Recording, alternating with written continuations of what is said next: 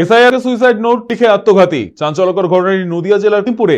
নিহত ব্যক্তির নাম ফিরোজ খান। পরিবারের খবর, 16 জানুয়ারি এসআইআর নোটিশ আসে ফিরোজ খানের বাড়িতে। নোটিশ আসার পরই ভেঙে পড়েন এবং সর্বদা চিন্তিত থাকতেন তিনি। অভিযোগ, এরপর নিজের বাড়িতে গলায় ফাঁস লাগিয়ে আত্মহত্যা করেন তিনি। তারপর পুলিশ এসে দেহটি উদ্ধার করে ইতিমধ্যে ময়নাতদন্তের জন্য পাঠিয়েছে। তবে তার মৃত্যুতে পরিবারে নেমে এসেছে শোকের ছায়া। প্রসঙ্গত, রাজ্যে এসআইআর চালু হওয়ার পর থেকেই একের পর এক মৃত্যুর খবর, কখনো বিএলও তো কখনো সাধারণ মানুষ। এই সুইসাইড নোটে আত্মঘাতীর ঘটনাটি সামনে আসতে রীতিমতো শোরগোল ফেলে দিয়েছে গোটা এলাকায়।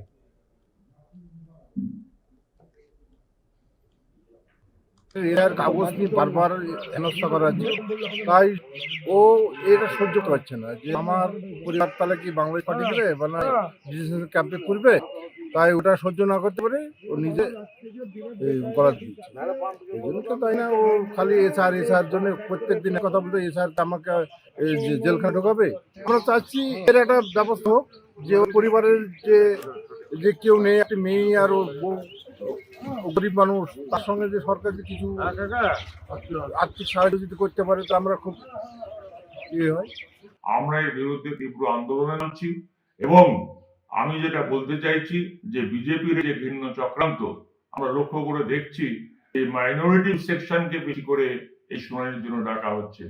এখন তারা 2002 তার নাম ছিল, ম্যাপিং হয়ে গিয়েছে, তারপরে রোজ শুনানির জন্য ডাকা, এটা আমরা সহ্য করবো না।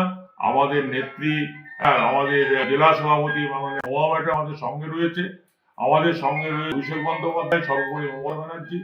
আমরা বিজেপির ভিন্ন প্রান্তের বিরুদ্ধে করিমপুর 1 নম্বর ব্লক তৃণমূল কংগ্রেস পথে নামবে।